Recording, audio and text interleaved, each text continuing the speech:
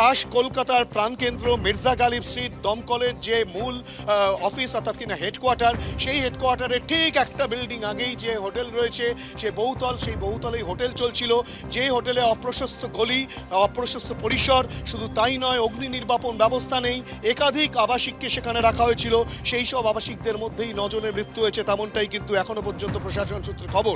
এবং এই গোটা ঘটনার তদন্ত প্রক্রিয়া হবে, কিন্তু তদন্তের আগে সবচেয়ে বড় বিষয় যে মৃত্যুর পর তদন্ত প্রক্রিয়া হয়, কিন্তু তার আগে এই যে এতগুলো মানুষের প্রাণ চলে গেল, সেক্ষেত্রে কেন কোনো রকম আগে ভূমিকা কোনো রকম কোনো পদক্ষেপ গ্রহণ করা হলো না পুলিশ প্রশাসন দমকলের পক্ষ থেকে, সেই নিয়েও কিন্তু বড়সড় একটা প্রশ্ন উঠছে। গোটা ঘটনায় 9 জনের মৃত্যুর ঘটনা ঘটেছে, তেমনটাই কিন্তু পুলিশ প্রশাসন সূত্রে খবর। এবং ইতিমধ্যেই যে জায়গাটিকে কিন্তু ঘিরে রাখা হয়েছে, রাত 1:45 নাগাদ এই আগুন লাগে।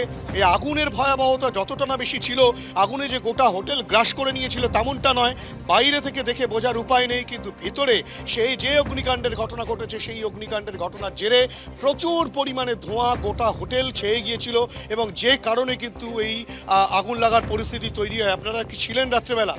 আপনারা ছিলেন কেউ রাত্রেবেলা? কি পরিস্থিতি ছিল?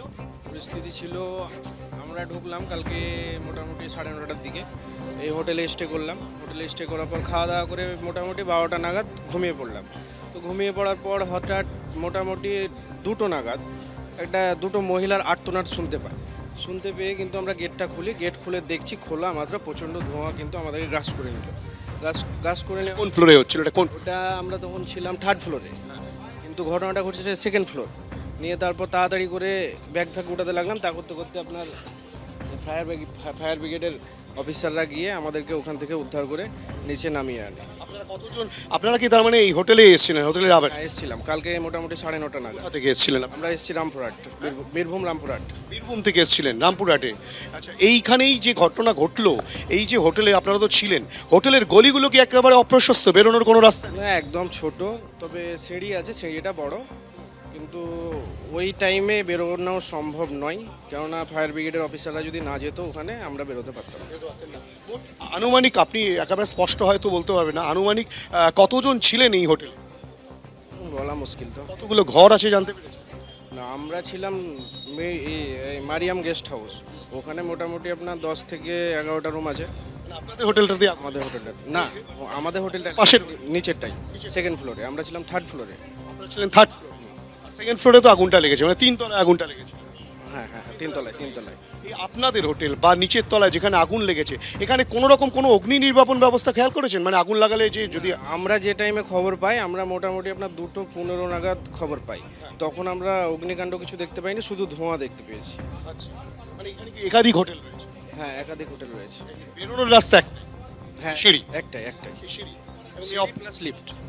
সিঁড়ি প্লাস লিফট, কিন্তু আগুন লাগলে তো লিফট ব্যবহার করা যায় না, মানে সেক্ষেত্রে মানে সিঁড়ি দিয়ে বেরিয়ে আসার কোনো রকম কোনো বিষয় ছিল না, ওই সময় এত ধোঁয়া যে কিছুই তো দেখতে পাই না চোখে, বেরোবো কিভাবে?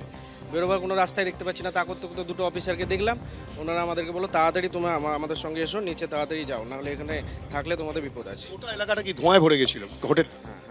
হ্যাঁ, একদম। আপনার নাম? ইজাজ আহমেদ। ইজাজ যেটা বলল যে তিনি কিন্তু যে হোটেলে উঠেছিলেন সেই হোটেলে কোনো রকম অগ্নি নির্বাপন ব্যবস্থা নেই। এবং আরেকবার দেখাবো ছবিটা, যে এই হোটেলে কিন্তু একাধিক হোটেল চলছে, এই বিল্ডিংয়ে একাধিক হোটেল চলছে, এবং সেখানে বেরোনোর রাস্তা কিন্তু এই সিঁড়ি এবং লিফট। যেহেতু তুমি জানো যে অগ্নিকাণ্ডের ঘটনার পর লিফট ব্যবহার করা অত্যন্ত বিপজ্জনক, কেন কয়লাঘাটায় আমরা দেখেছিলাম যে দমকল বাহিনীরই বেশ কয়েকজনের মৃত্যু হয়েছিল লিফটে আটকে পড়ে, এবং সেখানেও কিন্তু ভয়াবহ অগ্নিকাণ্ডের ঘটনা ঘটেছিল। স্বাভাবিকভাবে লিফট ব্যবহার করা হয় না অগ্নিকাণ্ডের ঘটনার পর। এবিপি আনন্দ, এগিয়ে থাকে, এগিয়ে রাখে।